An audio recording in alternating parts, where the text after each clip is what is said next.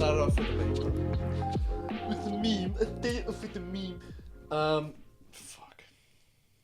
Now I've got to think of a good meme, not a stale one. Fuck it, memes are really fucking gay. I'll just start it off. We could do the Italian meme. This is a podcast.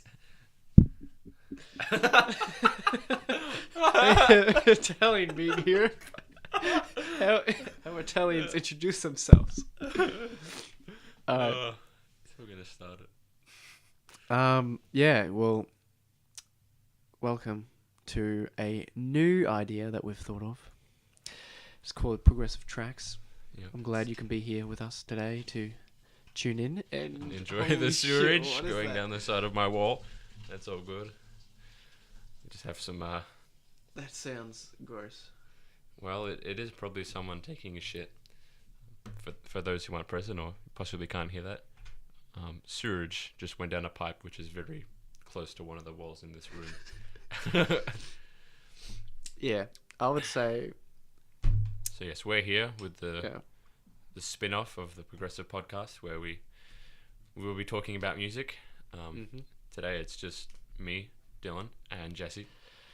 Yes, it's me once again. And Progressive Tracks is the name of the show, and what we will be doing is we will take our favorite track from an album, each of us individually, not shared. So we'll talk about different tracks and maybe argue about them. Who knows? But basically, we choose our favorite tracks and we just talk about why they're our favorite tracks and why they're separated. What separates them from the rest of the album? So we will choose a specific album, and then the track that we love the most of that album is the track that we will individually be reviewing. I really butchered that. Also, I mean, I guess we have to talk about new tracks that were released in the following week. Or the week that just passed. Mm-hmm. It's like the new Gorillaz, Kendrick Lamar. Okay, yeah. Of the such. Yeah. Well, we did briefly talk about the new Kendrick Lamar track on episode 2. Yes. For those who are regulars to the podcast, we appreciate that. We really do. Yes. So, what should we start off with?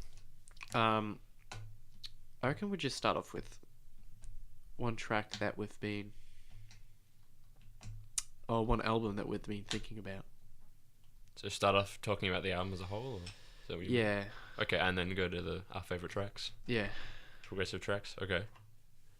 So our album for this episode is Benji by Sun Kill Moon. Hopefully some of you know them.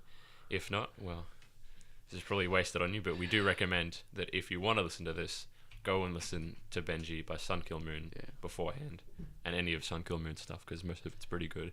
Yeah. Would you say it's folk? I would say it's sort of alternative folk. Yeah. Singer across the whole album, really, and he does this for a lot of his albums. He has this very monotone voice, which isn't really singing. He's almost talking, but not like rapping talking. It's basically just talking with emphasis on certain words. Although, I think most of the time he does, like, it was very interesting. Like, his latest album, there's a bit of rapping on it. Yes, well, that is true. A bit of yelling. Yeah. Not quite screaming. Yeah. But with Benji, it's a brilliant album. I think it's one of his best. It is probably, I would say it's my favourite album by Sun Kill Moon, and it is a masterpiece. It is at least, for me, like, we'll just start off with the numbers right away. For me, it's at least a 9 out of 10 album. Probably a 9.5, I gotta say. Yeah. There's no songs on this album which are bad. That are bad, I should say. They're all good. They all flow into each other really nicely. Even though it's not like a flowing album. Nothing like King Gets It and the Lizard Wizard. It's a very relaxed album. Pretty much all on an acoustic classical Spanish guitar. which has this sort of Yeah. deeper sound to it, more depth, you could say. I don't think it was just nylon. It wasn't just a classic acoustic. Oh. Yeah, classical Classical guitars have nylon strings. Yeah, it's And a nylon guitar for those who know what that means. yeah, I think I can't think of the album just before Benji. I don't know if it was Admiral Failed Promises, I think it was. It could have because been, that but, was when he just started getting into just a full-on nylon string guitar. I would say so. And I would be surprised otherwise, but we could check. But here at the Progressive, we don't really give a toss about times. So anyway, we digress. So, who wants to go first for favorite tracks? my favorite track off that album, Yeah, you want to go first? it would have to be I Can't Live Without My Mother's Love. Ah, yes, classic track. Beautiful. Track. Beautiful song. Fucking banger. Not really. Yeah, exactly. Yeah, this is definitely not a bangers track. This is a very relaxed album. Very sad album, I would say. There's a lot Yeah, of he depth. has. Yeah, there's a lot of themes on the album of death, dealing with death, dealing with the inevitability of death as well. But there are some happier notes, Yeah. I'd say there was only... such as My Mother's Love. But it's also a bit of a contrasting song, because he's talking about how much he loves his mum, and then he sort of goes on to say, how much he's going to miss her when she's gone, because for those who don't know, that's inevitable. Sorry to tell you, but it is. Yeah. You're going to die. That's exactly right. And, yeah, in the song, I just think it stands out to me because he talks about how, don't dare say a bad thing about my mum.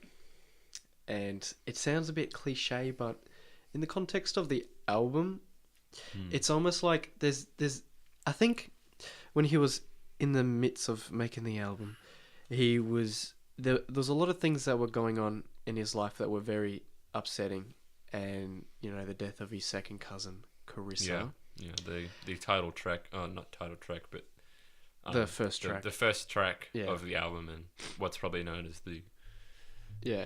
the best track, or the popular track. And to sort of go along that, it sort of, I reckon, the death of his second cousin sort of reminded him of a lot of things, like the death of his uncle, who was a Yeah. truck driver. Yeah. And which is which- another track It is another track. talking about that. Yeah, So- and I think that I reckon it's a bit of a conspiracy on my part, but I reckon the death of Carissa really sparked the making of this album. And Yeah, it definitely sounds like it. And since it's first as well, yeah, you could interpret it as, this is what happened first in the album. to inspire him to talk Yeah. about. You could, if you want to get really Yeah. deep into it. So when I come back to saying how it's cliche, how he says don't talk bad about my mother and stuff like that, somewhere along the lines, it's sort of him trying to express to the listener that he really does think,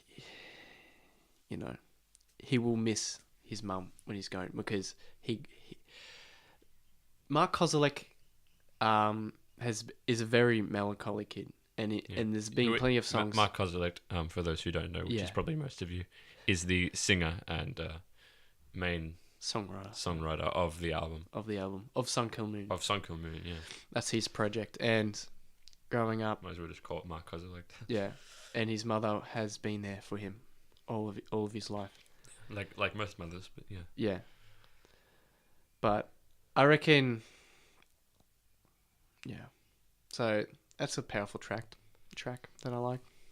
Yeah, it is very powerful, and I think what's good about it is that it's, for most people, not everyone has a great mother, but for most people, they do love their mother, and I think the reason people feel for it is because people do love their mother most of the time, and it's just a very easily conveyed message, I guess you could say.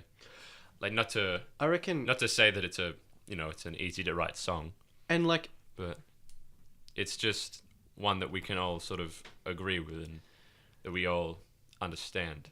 and another thing, I think it's predominantly because he is really grateful that that his mum is pretty much his best friend in his life. He has a mother that Yeah. it was there a lot for him, so he's really grateful for that. Yeah, and why wouldn't you be? Of course. And not a lot of people have that. So that was my favorite track of that album. What was yours, Dylan? My favorite track, I've got to say, is the last track of the album, Ben's My Friend. And I don't like this one so much for the meaning. Like, I love the meaning behind all of Mark Kozelek's songs.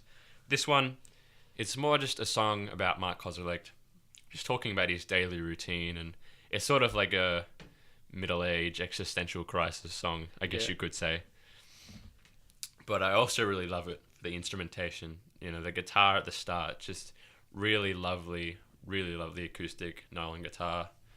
You know, it really uses those core chords that are used often in, you know, Spanish music or Latin music. And towards the end of the song, the trumpets are just beautifully like finessed in there. Yeah. It just really, you know, it puts it past that, you know, 90% mark of the song. But in the song, he basically goes through his daily routine, I guess you could say, or maybe not so daily, but just things that are going on in his life in his usual, you know, monotonal style. Yeah. And this one, would you say that he sort of has a bit more, I don't know, he sings a little bit more? It feels like he sings a little bit more on this track, or I sort of feel that I believe he does. Yeah. Because I think there's not much emotionally draining or like impactful on that album. It's really just a man going through what everyone else goes through in their middle-aged life, and yeah, like he's just talking about, you know, he you know, feeling out of fuel, uninspired, laid in my bed, too hung, a little down, a little tired. Things that everyone feels, and it's just, I don't know, maybe he's trying to say it's like a daily thing for him, but I'm not sure. To be honest, I feel like it's just what he's going through at the moment, you know, because that's a very smart part. I reckon with this song being at the end of the album, it kind of just, I think it was the track, because in the song he talks about feeling uninspired to finish a song that he is writing. Yeah. I reckon that was Ben's My Friend was the song he was writing. Yeah, well, that could be the case. Yeah. I like to think that was the case, but even if it wasn't, the main idea that I'm getting from this song is, like a lot with this album, Benji is like a new style that he has learnt, and that was just really just bringing in stories into his music. Like, yeah, it's been there before, but the way he does it, a lot of songs. The way he does it, it's almost like he's just sitting there talking to you about a story, because his voice is very quite monotone. Yeah, but sometimes it's a very easy to listen to album. Yeah. Like, if you're doing some sort of, you know, monotonous work, something that doesn't require much thinking power, so maybe you're, I don't know, for example, you know, you're hammering nails in or something like that, or you're washing the dishes. This is a really good album to listen to, because you're hearing all these stories and it sort of takes your mind away from what you're doing without, like, forcing you to stop what you're doing, because what you're doing is, you know, it's easy to do. You can do it without thinking. Yeah. And I would recommend it if you're doing some sort of work that doesn't require much thinking or that you're very used to, because it'll make it go faster if you want it to, you know, go away. It's easy to listen to, but at the same time it isn't, because a lot of the themes that he Yeah, well, that's delves true. into. It's easy to listen to in the way that it's not, it's not like It's not cryptic. Nirvana or something like that. It's not going to like really want to make you move around or dance or jump on top of something and just fucking dance. It's not really like cryptic. No, it's very You understand this what is he's what's saying happening. right from the start. But that doesn't stop him from saying things that may trigger emotions if you have experienced something similar in your life. Yeah, well, So- I think it's good to bring out those emotions. It's you never want to bottle things up. Bottling things up never leads to anything good. And Yeah, and I reckon this album was his... that's probably part of the reason why he made this album, because if you think about all the themes of death that are in it, maybe he had been bottling a lot of this up and he just wanted to sort of unleash it. Like these tracks are not just like stories that he's No, he's they're made more up than that. They're not just or like, songs. you These are fucking literally- Leafy is here, I smoked weed for the first time video, these are actual stories that actual events that he's experienced. So everything that he says on this album is what he has experienced, and it's just a catharsis for him. This album was a catharsis to let go, not bottle it up, and talk about it. And because of that, he created a masterpiece, I should say. Masterpiece. It is a masterpiece. All right. Well, this has been Well received. this has been Progressive Tracks. If you want to listen to our favorite tracks, we will link them in the description below. I've been Dylan, I've been Jesse. and thanks for listening, y'all.